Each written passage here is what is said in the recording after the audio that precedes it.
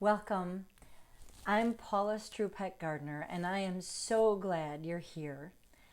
I was, I am, a self awareness and personal growth junkie. I'm always looking for ways to know myself better, to live with greater authenticity, and to feel more joy in my everyday life instead of getting through.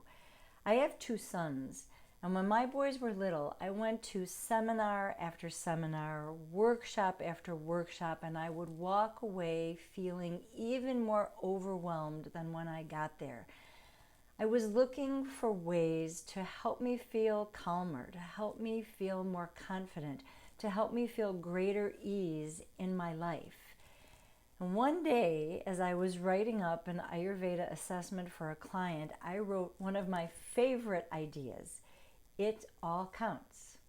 I wanted to encourage her to see that each little thing that she did or didn't do moves her in the direction she wants to go. It all counts. I share this with everybody I know. And when I said it to myself that day, something clicked and the puzzle pieces started falling into place. Instead of trying to add all these things that I was collecting from all these workshops and seminars, I looked at my own life, my everyday life, and used what I was already doing as the foundation for what I wanted to do, what I wanted to feel, how I wanted to be.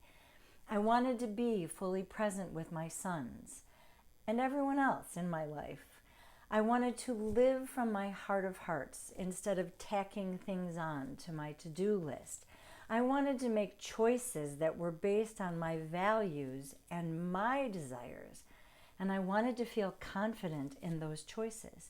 I wanted to relax with and for my sons. And I wanted to feel more joy in being with them and not be thinking about everything else that needed my attention. What I came up with worked magic for me. Not all at once. It hasn't been easy to shift gears, to shift thought patterns, to shift habits. But it's been totally worth it.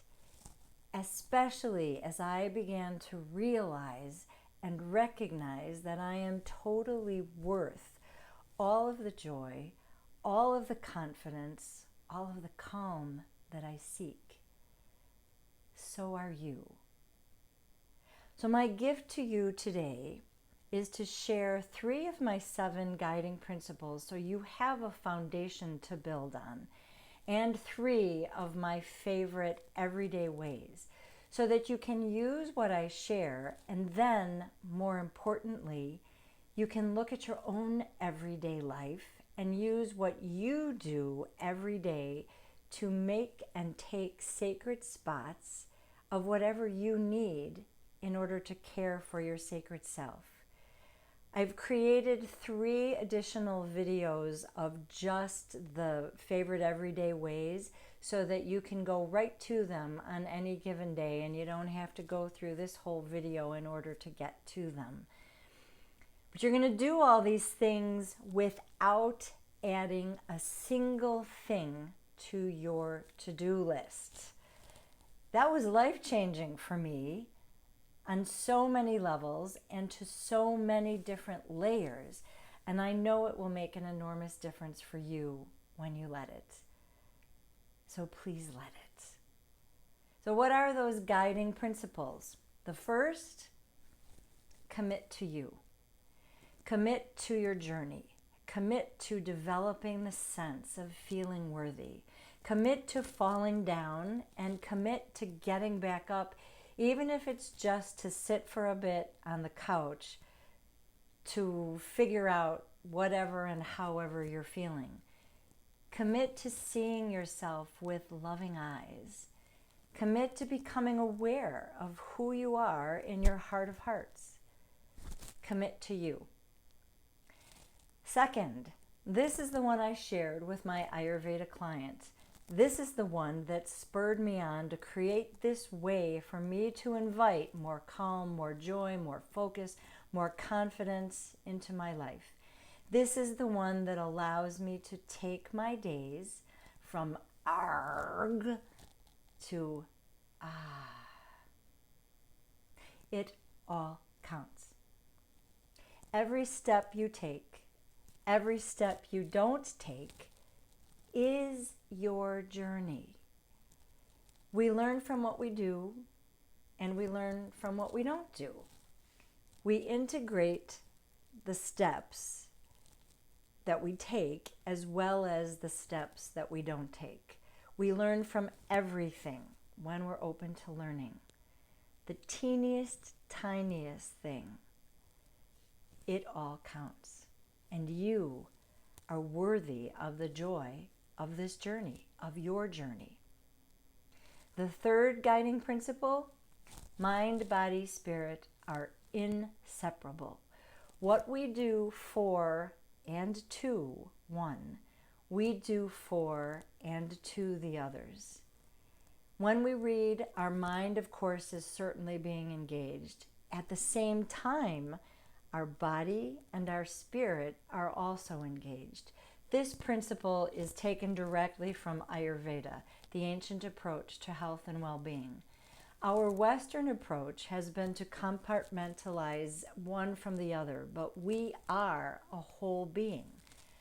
Our growing appreciation for and our understanding of how the brain works shows us that there is all kinds of overlap and simultaneous firing going on. We're not just our heart. We're not just our stomach. We're not just our brain. We're not just our body. We're not just our spirit. We are all of them together. They are one. When we start to understand and live this principle, we become more conscious in our choices. We become more intentional. We become more aware. And here's a bonus for you, a fourth guiding principle. How human of me. Instead of scowling and growling at myself when I make a mistake or I misstep or I get lost on my journey, which technically is the journey, instead of blaming and shaming and criticizing myself for doing it wrong, I've learned to say, how human of me. And it softens everything about what I did or didn't do and about how I see and experience myself. It is so easy and so tempting to fall back into the blame and shame game, to deny my humanness, to judge myself for being too tired to do anything, to criticize myself for being unfocused, for not having already achieved whatever it is that I've wanted to achieve.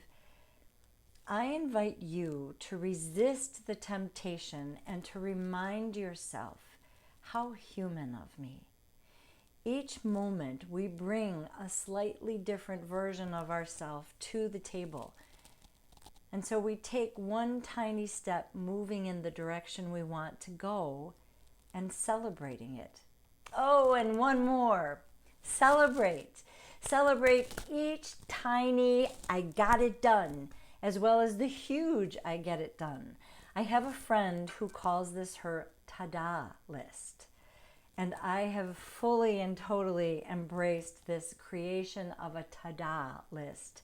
We all, many of us, have a to-do list, and we write it down, and that's how we organize ourselves. So do that if that's what you do.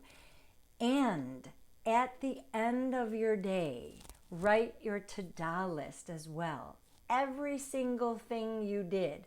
I did the dishes. I folded the laundry. I put the socks in the drawer. I walked to the corner and back. I thought about putting my walking shoes on because, hey, some days are like that. I caught myself floating into criticizing my partner and pulled myself back and chose another tone of voice. I finished my project. Ta-da! The ta-da list is training your brain to look for your successes, big and small, instead of looking for those things that induce or are produced by fear, our errors, our oversights. It all counts. But this is how the brain works. It's the brain's way of caring for us. We can acknowledge this tendency toward a negative bias where it will find examples of everything that we need to support this feeling of fear. And once we acknowledge it, we can then redirect it. We can reframe it. Time after time, moment after moment, event after event. We acknowledge, we reframe, we redirect. And now for my favorite everyday ways that were inspired by my aha moment around it all counts. Here's the scenario. You're driving somewhere, anywhere. It's what you do. You're feeling tense and tight and like you've got a million things to do because you do. So you stop at a light, you look at your hands on the steering wheel, and you have a death grip on the steering wheel. And so your wrists, your elbows, your arms, your shoulders, and your neck are equally gripping. As you look at your hands, bring your awareness to them. This awareness alone helps you to soften your death grip, and you begin to feel ease in your fingers and wrists, and in your arms and your shoulders and neck. Receive the softness. Let it spread. Once you've gotten into the rhythm of looking at your hands as you're stopped at a light, it becomes easier to bring your awareness to your hands without even looking at them. And as your hands become accustomed to softening, it becomes easier to let it happen. And it spreads. Just like tension and tightness spread, so does softness. But softness needs to be invited because it's part of the parasympathetic nervous system and not the sympathetic nervous system that creates that death grip. You can do the same thing with a coffee mug, a pen, even hands on a keyboard. Soften your death grip. Number 2, when you go to the bathroom. Now, every mom of children and dogs knows that we live in a hurry mode because the minute we walk into the bathroom, someone needs us or is following us. So you go to the bathroom. After you finish, pause. Count to 3. Longer if you can, and I'm not questioning your ability to count higher than 3. I'm wondering if emotionally you're able to sit there for that count of 3 or more. But in any case, pause for a count of 3. And if you're able, pause again. And now get dressed and wash your hands. Pause after peeing. Number 3. Instead of saying, I have to, try to train yourself to say, not try to, train yourself to say, I get to. Words and the ways that we say them have a tremendous impact on our sense of ourself and our self-worth, and on what we communicate, especially to our children, and how they see themselves based on what we've communicated to them. The phrase I have to is filled with obligation and a sense of duty and moral responsibility. I have to has little to no love in it. When I say I get to, I communicate joy in the very thought of doing whatever it is that I'm doing. And it may be a moral obligation, or it may be an item on my to-do list. And yet, when we say the words, I get to, we feel more joy. We feel more love. We feel the privilege and the gift of doing that action. And this feeling is carried to the people that we're speaking to, the people who are listening, who are receiving, and in the case of our children, are modeling themselves after us.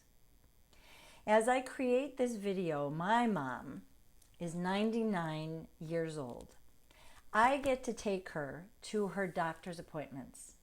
I also have an obligation because I committed myself to being her power of attorney over health.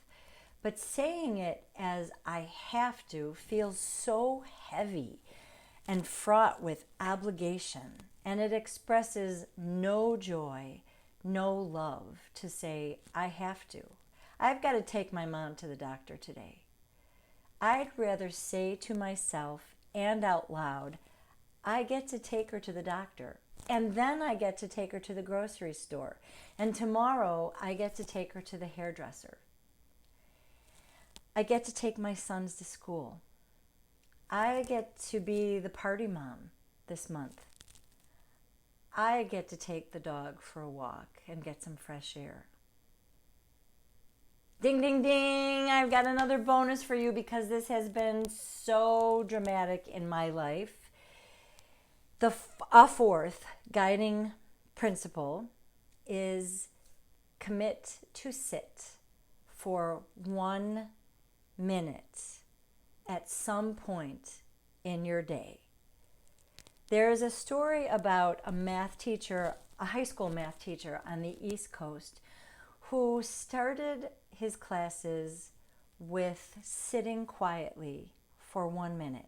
He didn't call it meditation. He didn't give them any explicit instructions except that you couldn't bother anybody else. Just sit quietly. And he set a timer, and when the timer went off, they did math. Other teachers started to notice that the kids who came from his class tended to be more cooperative, more ready to work, more engaging. And so they asked him what he did, and he told them. And they started their classes with sitting quietly for 1 minute. Pretty soon, much of the school was starting each class with 1 minute of sitting quietly. And guess what happened? Truancy went down, grades went up, test scores went up, tardies and absences went down. There was an overall sense of happiness that increased. 1 minute of silence. I know that you can do 1 minute of sitting still, sitting in quiet at some point in your day. Please don't put it on your to-do list. Let it happen when it feels like a good moment to you in your morning, afternoon, or evening. Sitting in the car, waiting for your kids after school, set a timer on your phone for a minute. Close your eyes and sit quietly for a minute. Before bed, maybe before you turn your light off, maybe after, sit quietly, set a timer for 1 minute. You'll be amazed. You're worth the time. You're worth the trouble, the effort, the work, and you're worth the success. You're worth the focus, the confidence, the ease, the calm. You're worth the joy. Choose one. 1 is a very powerful number. Begin with 1 and feel your way through it for a week or a month. And then either try another or add another to what you're already doing. But if you begin to feel overwhelmed, stop and remind yourself that you are worthy of taking the time, and you're worthy of finding and feeling the joy and begin again, lovingly reminding yourself how human of me. We're all in this together, and I'm here to support you on your journey. Stay in touch. I'd love to hear about how it's going. You're welcome to join my private Facebook group, Worthy of Wings. I'll send a link in an email. Join me on a retreat or two. I'd love to have you, but stay in touch. And watch for my email so that you can create your own list of everyday ways that help you take your days from arg to ah without adding a single thing to your to-do list. Many blessings.